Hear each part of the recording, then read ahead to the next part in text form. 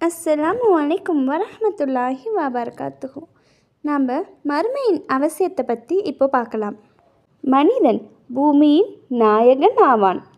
தன் வாழ்க்கை முறையை தானே வகுத்து கொள்ளும் சுதந்திரம் அவனுக்கு மட்டுமே வழங்கப்பட்டுள்ளது.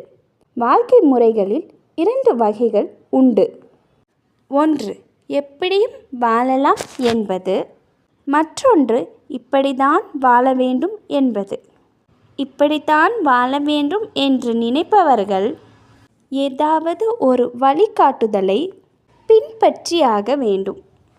அவ்வாறு பின்பற்றும் போதுதான் அதில் மனிதர்கள் அனைவரையுடைய நலனையும் பேணுகின்ற ஒரு குறிக்கோள் இருக்கும். தம் மனம் போன போக்கில் கண்டதே காட்சி கொண்டதே கோலம் என்ற வகையில் எப்படியும் வாழ்வதற்கு யாருடைய வழிகாட்டலும் உபதேசமும் தேவையில்லை. மனிதன் மண்ணிலிருந்து படைக்கப்பட்டவன் ஆவான்.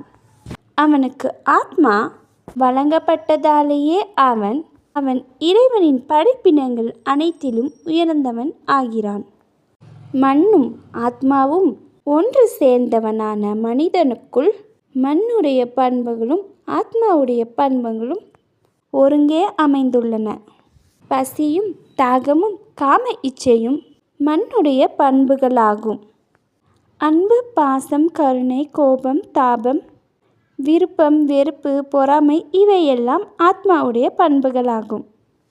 மனிதன் பசி, தாகம், இச்சை போன்ற மண்ணின் குணங்களுக்கு முக்கியத்துவம் கொடுத்து தனது வாழ்வு முறையை அமைத்து கொள்ள முற்படும்போது ஆத்மா அவனை சீர்படுத்துகிறது.